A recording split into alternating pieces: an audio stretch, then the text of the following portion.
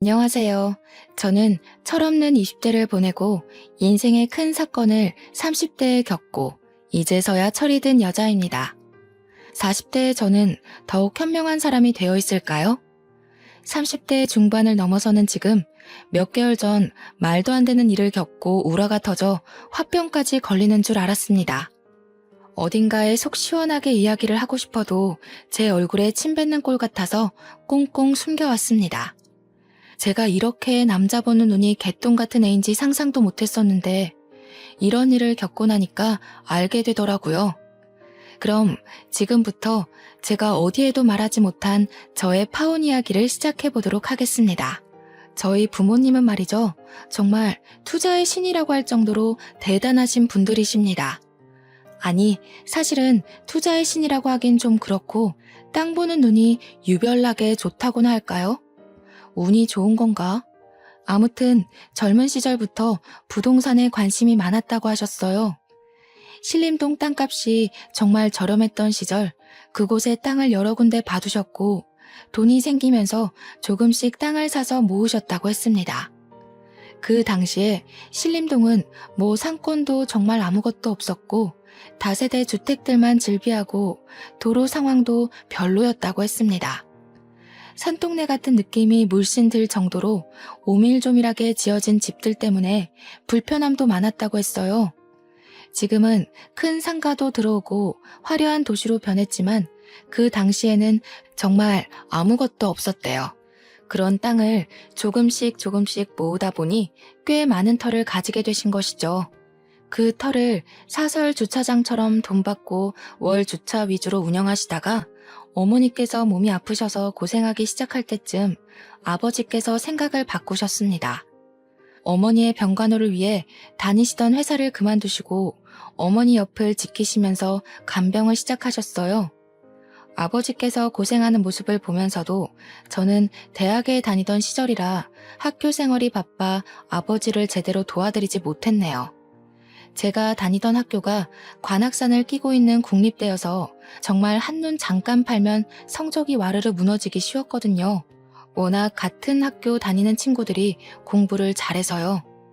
아버지께서 간병을 시작하신 이후에 퇴직금을 받으신 것도 있고 그동안 악착같이 모아두신 여유자금도 있긴 했지만 병원비라는 게 돈을 까먹기만 하는 거니까 아버지께서 약간의 위기감을 느끼셨던 것 같아요. 주차장으로 사용하던 터를 모조리 계산해보니 건물을 올리기에 충분하다고 생각하셨던 것 같습니다. 아버지께서 대출을 받아 신림동 땅에 건물을 지으셨어요. 저는 너무 무리하시는 거 아니냐고 했는데 아버지께서는 일종의 투자이니 걱정하지 말라고 하셨습니다. 그쪽이 학교가 있고 또 고시촌으로 유명하다 보니까 원룸 장사가 잘 될 거라는 이유에서 시작하신 일이었어요. 건물을 거리상으로 떨어진 터에 두 채를 지으셨는데 하나는 원룸만 있는 6층까지 건물이고 하나는 투룸과 원룸이 같이 있는 빌라 형식의 건물이었습니다. 거기다가 딸 하나뿐인 아버지는 원룸을 아예 여성 전용 건물로 못 박으셨어요. 보안도 철저하게 감시하셨고 CCTV도 다른 건물들에 비해 3배 이상 많이 달아두셨습니다. 그러다 보니 여학생들에게 인기가 좋았고 원룸을 새놓자마자 언제 공실이 생기는지 문의도 많이 들어왔습니다. 저도 대학을 졸업하자마자 구로에 있는 IT 전문 업체에 취직을 하게 되면서 아버지의 투룸 빌라 형식 건물에 입주를 하게 되었습니다. 그 꼭대기층은 다른 층보다 훨씬 넓은 투룸이었는데 언젠가 저를 위해 주고 싶으셨다고 하셨어요. 저는 기꺼이 그 집으로 들어가 둥지를 틀었습니다. 그렇게 회사 일에 적응하게 된 지 얼마 되지 않아 어머니의 병색은 나아질 기미가 보이지 않더니 결국 세상을 떠나시게 되었습니다. 아버지와 저와 둘이 남게 되자 아버지는 저와 함께 투룸에 들어오지 않으시고 어머니와 살던 본가를 정리하시고는 원룸으로 들어가셨어요. 원룸에 반지하 공간도 있었거든요. 아버지께서는 영 불안하시다며 1층 제일 바깥쪽 집으로 들어가시면서 원룸 관리도 하시겠다고 했어요. 거기다가 다 큰 딸이랑 둘이 살면 딸이 불편해할 것 같다는 이유도 한몫했습니다. 저는 괜찮다고 아버지 혼자 외롭게 사시는 것보다 같이 부대끼며 사는 게 좋지 않겠냐고 했지만 아버지는 끝내 거절하셨습니다. 혹시 남자친구라도 생기면 혼자 사는 게 편하지 않겠냐고 허허 웃으시더라고요. 저는 은근 민망했지만 오죽하면 저렇게까지 거절하실까 싶어서 혼자 살겠다고 했죠. 아버지는 건물 1층으로 들어가 원룸을 전체적으로 관리를 하셨어요. 경비도 서시고 세입자들이 불편하지 않게 일일이 수리도 해주시면서 바쁘게 사셨습니다. 원룸촌 특성상 대학생들이 많이 살고 있었거든요. 거기다가 여성 전용으로 운영을 하다 보니 아버지께서 은근히 손보실 때가 많더라고요. 예를 들면 전구도 갈아 끼워주시고 수도관이 막혔다고 하면 기계를 이용해서 뚫어주시기도 하고요. 세입자들에게는 두 번째 아빠가 생긴 기분이 들게 해주고 싶다면서 굳은 일도 마다하지 않고 시간에 상관없이 세입자들을 도와주셨습니다. 가끔가다 지하철역에서 원룸까지 오는 길이 골목길이라 위험하다며 밤에는 손수 지하철역으로 마중도 나가주셨어요. 그러니 세입자들과도 관계가 좋게 유지가 되었고 대학을 졸업할 때까지 저희 원룸에서 나가지 않는 사람들도 있었습니다. 다른 원룸보다 건물도 신식이고 보안도 잘 되다 보니 월세가 비싸긴 했지만 그래도 공실 하나 없을 정도로 유명한 원룸이었어요. 오죽하면 신입생 중에 여학생이 집을 구한다 하면 공인중개사분들이 아버지께 공실 없냐고 따로 연락이 올 정도였습니다. 아버지는 차곡차곡 월세를 모아 대출금을 다 갚아내셨고 나머지 짜투리 땅에 원룸을 더 지어 올릴까 고민을 하셨습니다. 아버지의 원룸이 얼마나 친절하고 좋다고 소문이 났으면 다른 분들도 아버지에게 원룸을 더 늘리라고 하셨을까요? 혼자 사는 여학생들이 꼭 딸같이 느껴진다면서 아버지는 그들에게 온갖 정성을 다 쏟아 부으셨습니다. 크리스마스 시즌이 되면 각 집마다 케이크를 돌리고 방학 중에는 월세를 조금 깎아주시기도 했어요. 다들 본가에 내려가 집이 비어있으니까 월세를 다 받기가 좀 그렇다는 이유에서요. 입주해 있는 세입자들도 우리 아버지에게 아빠 하면서 살갑게 굴고 세입자들의 부모님들도 우리 아버지께 참 잘하셨습니다. 그래도 원룸 특성상 건물에 35가구 정도가 들어올 수 있었는데 그들이 모두 잘한다는 건 그만큼 아버지의 노력이 있었기 때문 아닐까요? 제가 너무 아버지 자랑을 늘어놓았죠. 하고 싶은 이야기는 이게 아니었는데. 아무튼 저는 자랑스러운 우리 아버지의 자랑을 하염없이 늘어놓을 수 있을 정도로 아버지를 사랑합니다. 다른 집은 아버지와 딸 사이가 서먹하다고 했지만 병을 오래 앓으셨던 어머니 덕에 아버지와 저는 끈끈함이 남달랐어요. 그렇게 세월이 흘러 제 나이 32살쯤 사건의 전조가 일어나기 시작했습니다. 저는 그때 회사에서 대리를 달고 열심히 업무를 보고 있었을 시기였어요. IT 기업의 특성상 하루 종일 컴퓨터만 들여다보고 잘못된 소스를 찾아내야 하는 직업이었기에 피로도가 정말 남달랐습니다. 돈은 그만큼 많이 만질 수 있지만 건강을 꽤 해치는 직업이라고도 할 수 있었죠. 무료한 일상에 빠져들어 하루 종일 컴퓨터만 들여다보고 책으로 공부를 하고 쉴 틈 없이 지내고 있었어요. 그런데 저의 대학 동창이 뜬금없이 연락이 와서는 소개팅 한 번만 할 생각이 없냐고 묻더라고요. 저는 당연히 거절했습니다. 일이 바빠서 야근이 매일같이 밀려있는데 남자를 만날 시간이 어디에 있겠습니까? 거기다가 하루빨리 과장을 달고 싶은 마음에 누구보다 열심히 일을 하고 있었는데 연애할 생각도 전혀 없었고요. 그래서 대학 동창에게 정중하게 거절을 했는데 이 인간이 저를 붙잡고 계속 늘어지는 겁니다. 너무너무 괜찮은 사람이라고 남주긴 아까운데 저라서 꼭 소개를 해주고 싶다고 했습니다. 우연히 같이 술자리를 했는데 메신저에 있는 제 사진을 보고 소개를 받고 싶다고 몇 날 며칠을 졸라댔대요. 자기도 피곤하다면서 한 번만 만나달라고 애걸복걸을 하는데 도무지 그냥 넘어갈 수가 없었습니다. 왜냐하면 그 동기가 대학 시절에 조별과제를 하면서 저를 도와준 적이 한두 번이 아니었거든요. 계속 부탁을 하니까 저도 거절할 핑계도 없고 그래서 한 번만 만나보겠다고 했습니다. 소개팅을 하기로 한 남자는 S기업에 다니고 있다고 했어요. 그 회사가 엄청난 대기업이잖아요. 저는 전문 기업으로 빠지느라 대기업 산하에 있는 회사였거든요. 물론 소속으로 따지면 저도 대기업이긴 했지만 본사 직원과는 또 다른 느낌이긴 하죠. 너무너무 괜찮은 사람이라는 말도 있었고 승진도 탄탄대로라며 미래를 생각하면 이런 남자를 만나야 한다고 동기가 침이 마르도록 칭찬을 하더라고요. 저도 속물은 속물인지라 혹하긴 했어요. 한 번만 만나보고 별로면 두 번은 안 만난다고 못을 받고는 소개팅 자리에 나갔습니다. 첫인상은 그냥 평범 그 자체였어요. 우리 회사에서도 꽤 볼 수 있는 외모였습니다. 정말 평범함 그 자체요. 단지 회사 사람들처럼 배불뚝이는 아니었다는 게 단 한 가지의 위안이 되었으니까요. 그 나이에 앉아서 운동도 안 하고 술만 먹어서 배 나온 사람이 얼마나 많은지 다들 아시죠? 배는 없다는 사실이 안도감을 준다는 것에 웃음이 비죽 나올 뻔했지만 갈무리하고 밥을 먹었습니다.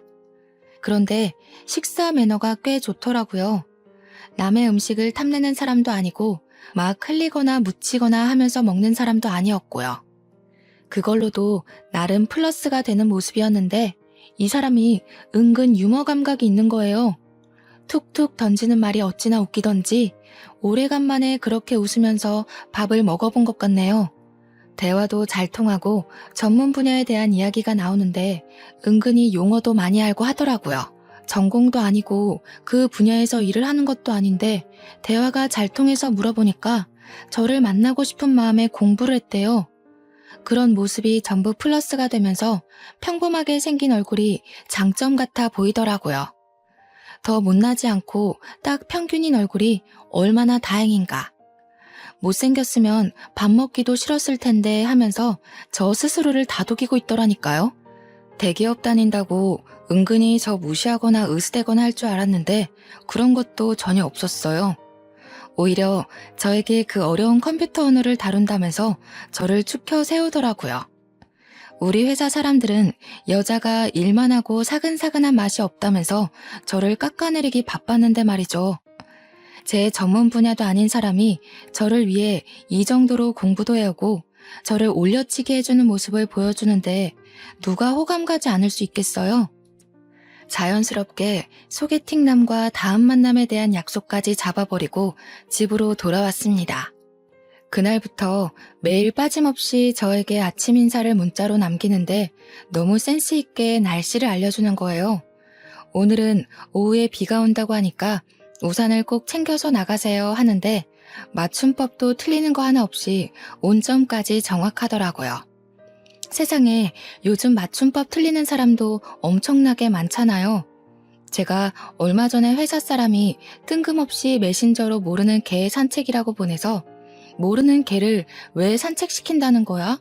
하고 있었는데 그게 모르는 개 산책이라는 말이었어요. 제가 그날 얼마나 충격을 받았는지 정말 말로 하기 힘드네요. 애프터를 그 이후로 3번 정도 더 받아서 데이트를 했어요. 시간이 지날수록 단점은 눈에 보이지 않고 장점만 보이더라고요. 딱 자기 연봉에 맞는 차를 끌고 다니고 명품에 빠져있는 사치스러운 남자도 아니었어요. 물론 저도 대충 대기업에 다니니까 서로의 연봉이 대충 가늠이 가잖아요. 그 남자도 저의 행색을 보고 느낀 것들이 있었겠죠. 아, 우리 아버지가 건물을 2채 가지고 있다는 이야기는 하지 않았어요. 아무래도 요즘 조물주 위에 건물주라는 말도 있고 아버지의 재산인데 마치 제 것처럼 느낄까봐 일부러 말하지 않았습니다. 어머니께서 돌아가시고 받은 보험금에 원룸 월세 받은 걸로 대출금은 다 갚아서 온전한 아버지의 건물이긴 하지만 저희 아버지께서도 허튼데 돈 쓰시는 분은 아니시거든요. 항상 검소하게 돈을 모으면서 투자에만 화끈하셨던 분인지라 굳이 긁어부스름 만들 필요는 없다고 생각했어요. 보통 건물주라고 하면 외제차 끌고 명품 휘감고 다니는 사람으로 오해를 많이 하시니까요. 우리 아버지는 10년째 같은 구두를 신고 다니시고 밑창이 다 드러나도 수선을 맡기면서 오래오래 한 물건을 고집하시는 분이셨어요. 딴 마음 먹고 들이대는 건 제 쪽에서 거절이라 저는 꽁꽁 숨겼습니다. 그럼에도 불구하고 이 사람은 제 모습 그대로를 사랑해 주었어요. 저는 그걸 느꼈고 갑자기 타오른 사랑을 주체하지 못하고 저희는 뜨거운 연인이 되었습니다. 그때부터는 정말 다른 연인들처럼 주말에는 데이트하느라 바빴습니다. 나이 30 넘어서 국내 놀이동산에 가서 교복 입고 데이트를 했을 때 어찌나 서로의 모습을 보고 웃었는지요. 한 12년 만에 입어보는 교복이 그렇게도 어색하고 이상하더라고요. 예전에는 매일같이 입었던 교복인데 세월이 흐른 게 정통으로 느껴졌다고나 할까요? 그렇게 데이트를 하면서 서로 가족에 대한 이야기도 하고 저희 어머니께서 돌아가신 이야기도 털어놓았습니다. 남자친구는 저에게 여동생이 하나 있는데 아직 고등학교 3학년이라며 14살이나 차이 나는 동생이라고 이야기를 했어요. 중학교 1학년 때 갓난아기가 집에 딱 동생이라고 들어오는데 너무너무 이상했대요. 어머니의 배부른 모습을 다 봤는데도 믿기지가 않아서 처음에는 받아들이는 게 힘들었다고 이야기를 하더라고요. 그때 예뻐해주지 못했던 게 미안해서 지금은 둘도 없이 챙기는 사이라고 했습니다. 사진을 보니까 뽀샤시한 게 너무 귀엽고 예쁘게 생겼더라고요. 제가 남자친구한테 장난으로 외모는 동생이 다 빼앗아간 것 같다고 너무 예쁘다고 이야기를 했어요. 남자친구도 알고 있다면서 공부도 엄청 잘한다고 특강 들으러 강남에 있는 학원에 다니는데 누가 채갈까봐 무섭다고 했어요. 그러면서 저한테 관악산을 끼고 있는 국립대 출신 아니냐고 묻길래 그렇다고 하니 동생의 목표가 거기라고 했습니다. 저에게 후배가 될 수도 있다면서 나중에 공부하는 방법 좀 잘 알려달라고 조만간 한번 보자고 했어요. 공부에 손을 놓은 지가 벌써 10년 이상이 흘렀는데 뭘 가르쳐 줄 수 있겠어요. 하지만 여동생이랑 친해지고 싶은 마음이 들어서 알겠다고 했습니다. 남자친구는 여동생에게 딱 하나 단점이 있다고 했어요. 너무나도 막둥이로 사랑만 받고 자라서 성격이 좀 모났다고 했습니다. 대학교에 가면 별별 인간들 다 모여 있을 텐데 거기서도 삐딱하게 굴면 학교 생활이 힘들 것 같다고 고민이라고 했어요. 너무 오냐오냐 키운 탓에 더 아나무인에 자기밖에 모르는 애가 된 것 같다고요. 저한테 어떻게 하는지 좋을지 모르겠다고 고민을 토로하길래 저도 외동이라 잘 모르겠다고 했죠. 근데 저도 나름 오냐오냐 자란 아이인데 저는 그런 성격은 아니거든요. 속으로 네 동생이 원래 그런 성향의 아이는 아닐까? 라고 생각했지만 굳이 입 밖으로 꺼내진 않았습니다. 그날도 별 생각 없이 강남에서 영화를 보고 꼭 가보고 싶었던 카페가 있어서 그쪽으로 걸어가고 있었어요. 남자친구가 동생에게 연락이 왔다면서 지금 학원이 끝났다는데 같이 카페에 갈까? 하고 물어보더라고요. 평소에 궁금하기도 했었고 한 번쯤 얼굴 익히는 것도 나쁘지 않겠다 싶어서 같이 가자고 했습니다. 역 앞에서 기다리니 저 멀리서 누가 오빠 하면서 달려오더라고요. 옆에 있는 저는 보이지도 않는지 남자친구만 보면서 달려오는데 사진에서 봤던 얼굴이랑 똑같았어요. 오밀조밀 예쁘게 생긴 게 딱 봐도 이쁨만 받고 자란 티가 나더라고요. 저를 보면서 웃으면서 안녕하세요 하고 인사를 하는데 인사성도 은근히 밝은데? 라고 생각했지만 그건 아주 잠시였습니다. 인사가 끝나기 무섭게 남자친구 팔짱을 딱 끼고는 둘이 막 성큼성큼 가더라고요. 제가 가고 싶었던 카페 방향이 아니라 이상한 데로 가길래 어딜 가냐고 물어보니까 여동생이 저를 보면서 제가 자주 가는 곳 있어요. 이러더라고요. 남자친구가 미안해하면서 다음에 다시 오자고 하길래 기분이 조금 상했지만 여동생을 만나는 자리니까 제가 양보했습니다. 그렇게 카페에 가서 주문을 하려는데 남자친구가 가서 주문하고 오겠다며 앉아있으라고 했어요. 여동생이랑 마주보고 앉아서 약간 어색한 공기를 느끼고 있는데 저를 쓱 한번 보더니 언니는 계산 같은 거 전혀 안 하나 봐요? 이러는 거예요. 그래서 제가 그냥 웃으면서 그게 무슨 말이냐고 물어봤더니 아니, 보통 커피는 여자가 사는 거 아닌가? 이러는 거 아니겠습니까? 대꾸할 가치가 없다고 느껴져서 그냥 피식 웃고 말았습니다. 무슨 벌써부터 조그마한 게 시누이 노릇을 하려고 하는 건지 조금 우습더라고요. 게다가 제가 IT 계열 남자만 득식을 한 곳에서 어떻게 꾸역꾸역 살아남았는지 모르니까 저를 만만하게 본 거 아니겠어요? 제가 남초 회사에서 큰 목소리를 내기까지 얼마나 많은 인내심이 필요했는지 쌈딱같이 굴어야 했는지를 모르니까요. 남자친구가 커피를 가지고 돌아오고 나서는 여동생이 한참을 저를 빤히 쳐다보다가 입을 열더라고요. 다음에 만날 때는 선물 같은 거 준비해 오시는 거 알죠? 뭐 가지고 싶은 게 있어요? 수능 끝나면 안 그래도 선물 하나 해줄까 생각하고 있었어요. 어머, 언니 센스 있으시다. 그러면 저는 태블릿 PC나 노트북 가지고 싶어요. 이야기 들어보니까 대학 다닐 때 필수라고 하더라고요. 저는 깜짝 놀랐습니다. 뭐 끽해봐야 립스틱이나 파우더 같은 걸 생각했는데 거의 150만 원에 가까운 전자제품을 사달라고 하니까요. 게다가 그걸 왜 저한테 사달라고 하는지, 그런 고가의 제품은 가족들에게 사달라고 하는 게 맞지 않나요? 저도 뭐 언젠간 가족이 될 수도 있지만 지금은 남남이거나 마찬가지인데요. 결혼식장 들어갈 때까지 사람 일은 모르는 거라고 하잖아요. 어이가 없어서 그냥 빤히 바라보고 있는데 남자친구가 이리저리 눈치를 보더라고요. 언니, 제가 우리 집 정말 막둥이라서 정말 예쁨 받으면서 자랐거든요. 제가 언니 싫다고 하면 우리 오빠랑 결혼 못할걸요? 그 이야기를 하자마자 남자친구가 여동생에게 조금 큰 소리를 냈어요. 왜 그런 말도 안 되는 소리를 하냐고 선 넘는 거라고 하면서요. 노트북은 자기가 사줄 테니까 저한테 그런 거 요구하지 말라고 딱 잘라서 이야기하니까 입을 삐죽 내밀더라고요. 신우될 사람한테 그런 거 하나 못해줘? 이러면서 끝까지 물고 늘어지는데 제가 그냥 남자친구 손을 꼭 잡으면서 말렸습니다.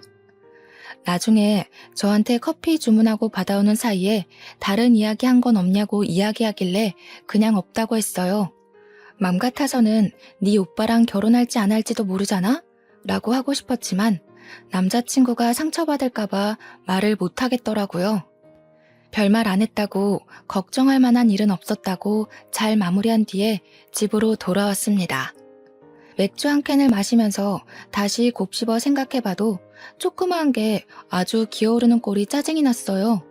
다음에 만나게 되면 제대로 한 방 먹여줘야겠다 하는 생각만 했습니다.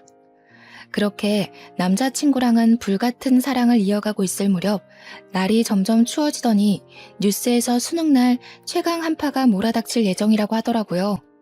그제야 달력을 보니 11월 중순이었어요.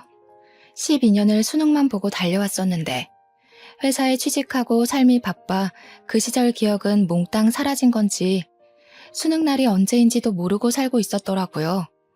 남자친구의 여동생이 수능을 보겠구나 싶어서 남자친구를 통해 초콜릿이랑 엿이랑 마카롱 같은 간식을 들려보냈습니다. 아직 결혼 이야기도 없는 상태여서 그 정도가 저에게는 최선이라고 생각했기 때문이었어요. 잘 전해줬냐고 물어보니까 남자친구가 저에게 여동생이 너무 고맙다고 했다면서 저에게 직접 감사 인사를 하고 싶다고 했대요. 휴대폰 번호를 알려줘도 괜찮겠냐고 물어보길래 그냥 알겠다고 했습니다. 제가 거기서 싫은데? 라고 해봐야 저만 이상한 사람이 될 것 같았거든요. 한 30분 있다가 모르는 번호로 문자가 하나 딱 들어왔는데 내용이 아주 가관이었어요. 선물은 감사한데요. 저 이런 거 잘 안 먹어서요. 크리스마스 겸 대학 입학 선물로는 태블릿 PC로 부탁드릴게요. 그 문자를 받자마자 기가 찼습니다. 저한테 무슨 입학 선물 맡겨놓은 사람처럼 구니까요. 거기다가 아무리 성적이 좋다고 해도 원하는 대학에 입학을 못하게 될 수도 있고 재수를 하게 될 수도 있잖아요. 너무 당당한 꼴에 배알이 꼴려서 남자친구한테 그대로 이야기를 했죠.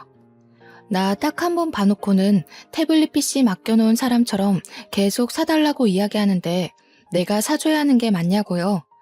물론 제 월급으로 그거 하나 못해줄 형편은 아니죠. 그래도 사람이 괘씸하잖아요. 제가 진심으로 축하해서 사주는 거랑 맡겨둔 거 찾아가는 마냥 도둑놈처럼 내놓으라는 심보가 다르니까요. 그랬더니 남자친구가 상상도 못했던 일이었는지 무척 당황해하면서 자기가 알아서 하겠다고 했어요. 그러면서 저에게 여동생에게 바로 문자가 와서는 심통을 부리는 거예요. 우리 오빠한테 뭐라고 일렀길래 오빠가 화를 내고 그래요? 언니, 우리 오빠랑 결혼 생각 없나 봐요? 두고 봐요. 결혼 생각은 누구 덕에 자꾸 사라지네요. 저는 그 문자를 보내놓고 여동생의 번호를 차단해버렸습니다. 제가 뭐라고 저한테 그런 소리를 해대는지 너무 어이가 없었으니까요. 남자친구는 저에게 계속해서 사과를 했고 일단 저는 받아주었어요. 여동생 때문에 이 사람과 헤어지자니 제 마음이 너무 깊었던 거죠. 그렇게 한파가 지나가고 대학 입시 합격 발표가 났는데 여동생이 정말 제 학교 후배가 되었더라고요. 집에서 학교까지 거리가 좀 있다면서 자취를 하려고 하는데 제가 신림동에 살고 있으니까 어디가 좋겠냐고 물어보더라고요.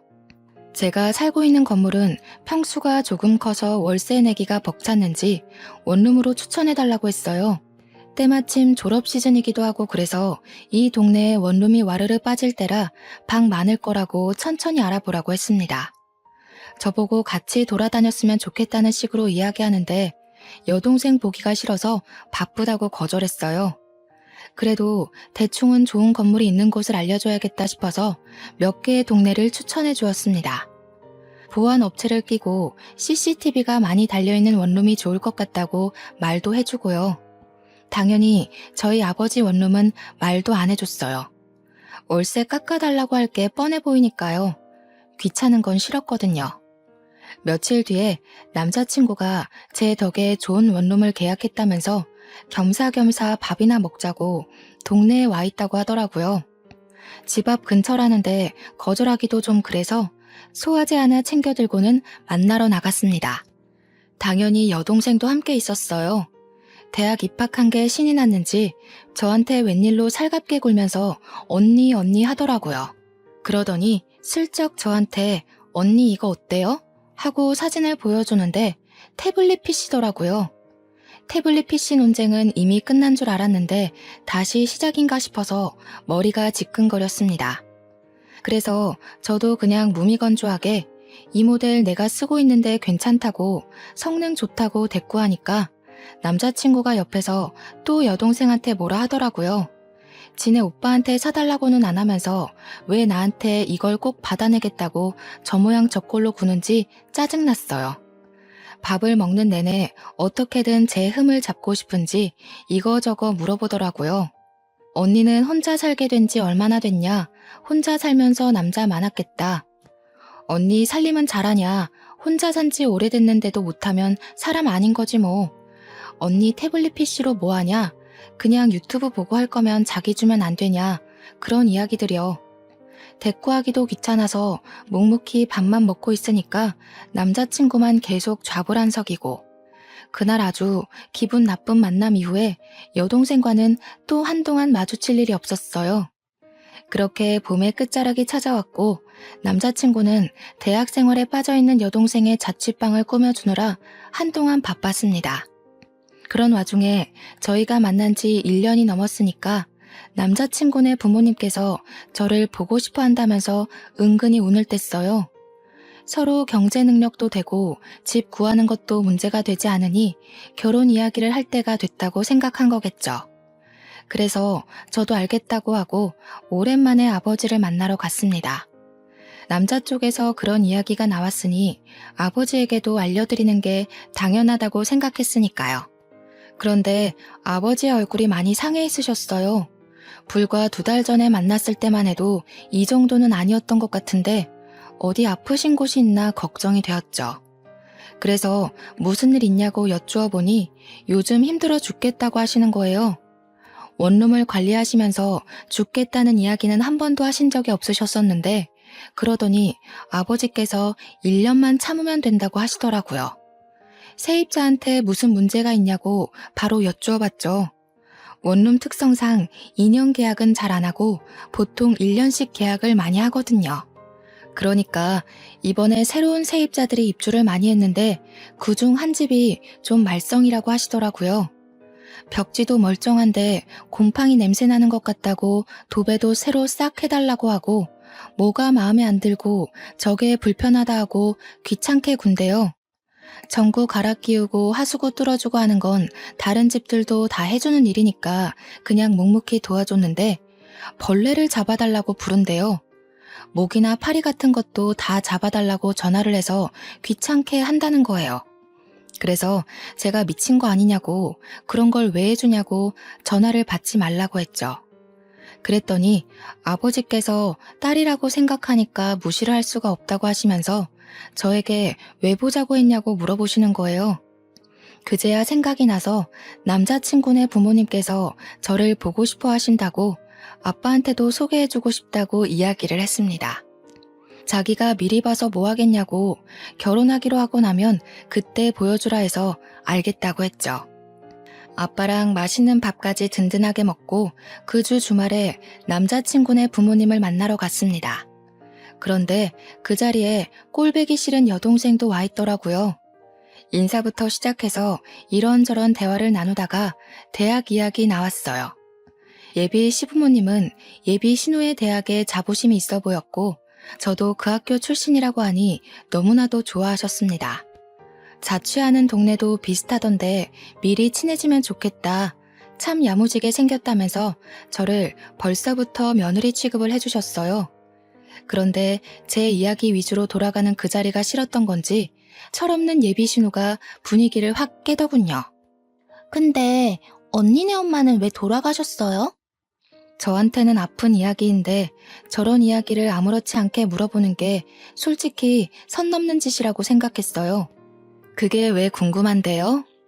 아니 뭐 가족력이 있을 수도 있으니까요. 그런데 웃긴 게 예비 신우가 저런 이야기를 하는 동안 말리는 사람이 하나도 없었다는 겁니다. 그래서 저도 참지 않고 이야기를 했죠. 한 방 먹이고 싶다고 예전부터 생각해 왔으니까요. 아가씨 들창코인 건 왜 그렇게 생겼어요? 가족력이에요? 이러면 기분 안 나빠요? 예비 신우의 얼굴이 예쁘게 생기긴 했는데 정면에서 봐도 콧구멍이 보일 정도로 살짝 들창코였거든요. 수능 끝나자마자 계속 코 수술하고 싶다고 노래를 불렀다는 걸 예비 신랑에게 들어서 알고 있었어요. 예비 시부의 반대로 코 수술을 못하고 있다고 들었는데 제가 딱 건드리니까 그 자리에서 갑자기 울고불고 난리가 난 거죠. 예비 신랑이 일어나자고 하길래 저는 아무렇지 않게 인사를 드리고 일어났습니다. 그랬더니 예비 신랑이 저한테 신우가 철없이 굴긴 했는데 거기서 저까지 꼭 그래야 했냐고 질책을 하더라고요. 지금 누구 편을 드는 거야? 나는 딱 한마디 했거든? 우리 엄마 걸고 넘어지는 거 절대 못 참는다고. 차라리 결혼하지 말자고 했어요. 그랬더니 예비 신랑이 놀래가지고 그런 거 아니라고 자기가 따끔하게 혼내겠다고 헐레벌떡 이야기를 하는데 믿을 수가 없죠. 제가 결혼 다시 생각해보겠다고 하고 화가 나서 집에 돌아왔습니다. 근데 예상치 못하게 예비 시모가 연락이 온 거예요. 저랑 만나서 이야기 좀 하고 싶다고. 예비 신우를 너무 버릇없이 키워서 미안하다고 사과를 하셨어요. 예비 신랑의 이야기를 들어보니까 똑 부러지고 야무진 친구던데 꼭 며느리 삼고 싶다고 생각했다면서 결혼에 대해 다시 생각하겠다는 거 빈말이길 바란다고요. 그래서 저는 솔직하게 이야기를 했습니다. 우리 어머니에 대한 이야기를 그런 식으로 소비하는 거 싫다고요. 신우가 직접 와서 저에게 사과를 했으면 좋겠다고 하니까 꼭 그렇게 해주겠대요. 그러더니 진짜 저한테 울며 겨자 먹기로 사과하러 온 거 있죠? 하기 싫은 티 팍팍 내긴 했지만 예비 신랑하고 예비 시모가 저한테 미안해하면서 그러니까 신우도 별 수 없죠. 저한테 잘못했다고 하길래 우리 어머니 이야기 2번 다신 입에도 올리지 말라고 하니 알겠다고 했어요. 그런데 이게 기폭제가 된 건지 시댁 쪽에서 더 질질 끌고 있냐고 이제 33살이니까 결혼할 나이가 됐다면서 빨리 상견례를 하자고 했어요. 뭐 신우만 아니면 나쁠 일 없겠다 싶어서 저도 좋다고 했습니다. 날짜를 맞추고 제가 예비 신랑에게 신신당부를 했어요. 절대로 신우의 입 벌리게 하지 말라고요. 우리 아버지가 상당히 자상한 아버지지만 제가 상처받는 꼴은 절대 못 보는 사람이라고 했습니다. 제가 결혼하지 말자고 한 것도 있고 강경하게 나오면 끝을 보는 성격인 걸 아는지라 예비 신랑도 알겠다고 했어요. 상견례 날짜가 다가오고 예비 신우가 사고만 치지 않으면 아무 일도 없을 거라 생각하고 아버지와 함께 자리에 나갔습니다. 이미 예비 시부모님과 예비 신우까지 전부 다 자리에 도착해 있더라고요. 그래서 안녕하세요 하고 공손하게 인사를 드리고 저희 아버지를 소개해 드렸습니다. 아버지도 처음 뵙겠습니다 하고 인사를 하는데 예비 신우의 얼굴을 보고 딱딱하게 얼굴이 굳어지시는 거예요. 저는 순간 아버지의 얼굴을 보고 무슨 일이 있는 건가 싶어서 깜짝 놀랐죠. 그런데 정말 하늘이 저를 살린 건지 아니면 나락으로 보낸 건지 신우가 픽 웃으면서 이야기를 하는 겁니다. 뭐야, 언니네 아버지가 경비 아저씨였어? 우리 아버지께서 원룸을 관리하고 계시니까 뭐 경비도 하고 수리도 하고 건물주이기도 하니까 틀린 말은 아니잖아요. 그래서 맞는다고 고개를 끄덕이면서 왜 그러시냐, 어떻게 아는 사이냐 하고 물어보았습니다. 근데 순간 시부의 얼굴이 약간 떨떠름하게 변하는 게 아니겠어요? 아무리 경비 인식이 좀 그렇다고 해도 그렇지 대놓고 표정이 바뀌니까 제 속이 확 상하더라고요. 그리고 요즘 경비들도 보안업체에서 전문적으로 채용해서 쓰기 때문에 예전만큼 대우를 험하게 받지도 않고요. 직업에 귀천이 없다지만 순간 너무 짜증이 났습니다. 불난 집에 부채질한다고 신우가 입을 여는데 상상을 초월하는 이야기를 뱉더라고요. 내가 지내는 원룸 경비 아저씨거든. 근데 아저씨, 왜 요즘 저 벌레 안 잡아주세요? 내가 아저씨 때문에 맨날 불안에 떨면서 자야겠어요? 벌레 잡아주는 게 뭐가 어렵다고. 이러는데 순간 이게 무슨 개소린가 싶었습니다. 그 순간 딱 머릿속에 스쳐 지나가는 일이 있는 거예요. 아버지께서 세입자 하나 때문에 너무 힘들다고 1년만 지나면 내보낼 거라고 했던 그 진상 세입자요. 그래서 내가 예비 신우한테 말을 했죠. 아가씨가 우리 아빠 원룸에 산다고요? 아빠 원룸은 무슨 경비 주제에. 언니가 왜 아등바등 돈 아끼면서 사는 줄 알겠다. 그래도 언니네 회사 엄청 대기업 아니에요? 월급도 좀 될 텐데 왜 그러고 살지? 아, 혹시 언니 결혼하고 나서도 친정에 생활비 주고 그래야 돼요? 저한테 입꼬리 살짝 올려가면서 말하는데 주먹이 부들부들 쥐어지더라고요. 예비 신랑도 정확하게 우리 아버지의 직업이 뭔지 몰랐고 당연히 예비 시부모도 모르는 상태였죠. 예비 신우의 말만 듣고 경비라고 생각했는지 상당히 불편해하는 얼굴이었습니다. 우리 아버지도 화가 잔뜩 나신 것 같았지만 제가 결혼하겠다고 데려온 상대니까 이러지도 못하고 저러지도 못하고 화를 참으시면서 저를 쳐다보셨어요. 그런데 저는 그런 생각이 드는 거예요. 내가 왜 참아야 하지? 그럴 필요가 있나? 결혼 안 하면 되지. 야, 너 지금 뭐라고 그랬냐? 좋은 대학 다닌다고 우스대기 전에 개똥 같은 인성이나 좀 고쳐봐. 그러니까 예비 시부모도 놀래고 예비 신랑도 놀래서 저를 막 말리는 게 아니겠어요? 저는 예비 신랑의 팔을 확 뿌리치고는 말리지 말라고 엄포를 놓았습니다. 왜 나를 말려? 내 성질 막 돋우는데 나도 할 말은 하고 살아야지. 너 지금 우리 아빠한테 뭐가 어쩌고 어째? 예의는 밥 말아먹었나. 아빠, 나 이 결혼 안 할 거야. 저 계집애 때문에 못하겠어. 그러니까 아버지가 듣던 중 반가운 소리라는 듯 벌떡 일어나셔서 제 손을 잡고 나가자고 하시더라고요. 그런데 이대로 가면 너무 싱겁고 재미없잖아요. 그래서 한마디 더 했죠. 그냥은 내가 또 못 가지. 너 짐 빼. 내가 보증금 바로 돌려줄 테니까 짐 빼. 언니가 뭔데 나보고 짐을 빼라 말아야. 언니가 무슨 건물주라도 돼? 사태 파악이 안 되는지 저를 보고 강짜를 놓더라고요. 예비 신랑도 예비 시부모도 모두 이게 다 무슨 일인가 싶어서 눈치만 보고 있고요. 그때 저희 아버지께서 딱 나서서 이야기를 해주셨어요. 그래요, 아가씨. 내가 거기 건물주네.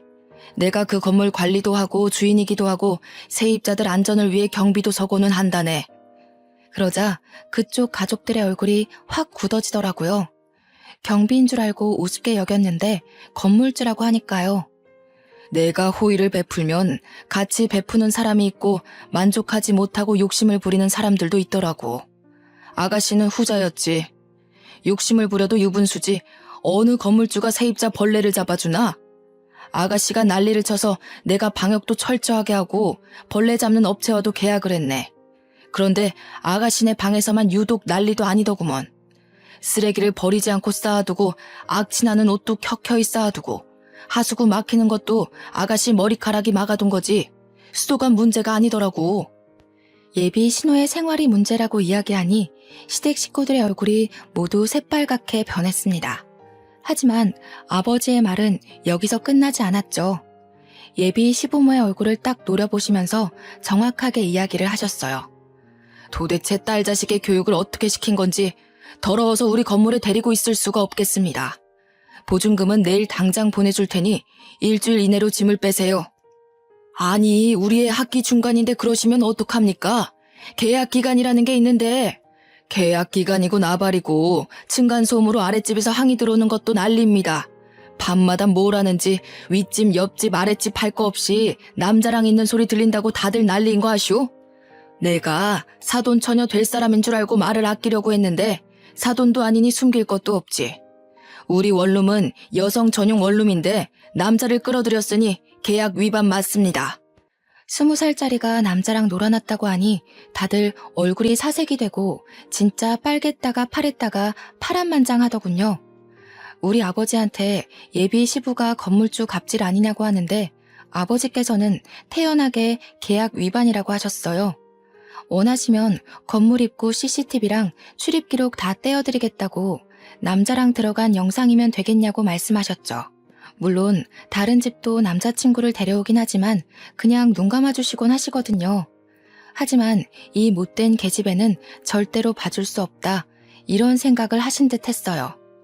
그러면서 원룸 인덕션 망가진 거, 세탁기 고장난 거, 화장실 거울 깬 거 다 합치면 보증금보다 많이 나올 것 같은데 어디로 보내주실 거냐고 쐐기를 박았습니다. 예비 시모가 도대체 뭐라고 살길래 저 모양이냐고 신호등을 짝짝 소리나게 때리는데 예비 신랑은 저랑 눈도 못 마주치더라고요. 저도 거기서 우리 더 이상 얼굴 본 일 없었으면 좋겠다고 너랑은 끝이야 하면서 아버지의 손을 잡고 나왔습니다. 시원한 가을 공기 맞으면서 딱 나오는데 갑자기 웃음이 확 터지더라고요. 아버지께 죄송해서 앞으로는 보는 눈 좀 키우겠다고 하고 아버지는 지금이라도 쫑나서 다행이라 하시고 둘이 오래간만에 떡볶이 사 먹고 맥주 한잔 했었습니다. 당연한 수순으로 아버지 원룸에서 그 못된 계집애는 쫓겨났고요. 아버지께서 인근 원룸 주인들이랑 부동산의 진상이라고 소문낸 덕분에 근처 좋은 방들은 얻지 못했다고 들었습니다. 저희 아버지가 건물주인 걸 알게 되고 제가 더 아까운 건지 뭔지 그쪽 집에서 여러 번 연락이 왔는데 다 차단해버렸어요. 저는 그 이후에 과장으로 승진을 했고 지금은 좋은 사람 만나서 알콩달콩 연애 중이랍니다. 한 번의 실패가 있어서 두렵긴 했지만 이번 사람은 정말 좋은 사람이라 믿고 의지하고 있습니다. 곧 프로포즈를 받을 것 같은데 살짝 겁이 나긴 하네요. 그래도 알을 깨고 나온 병아리처럼 결혼을 향해 한 발 내디뎌 보겠습니다. 저의 미래를 모두 응원해주세요. 감사합니다.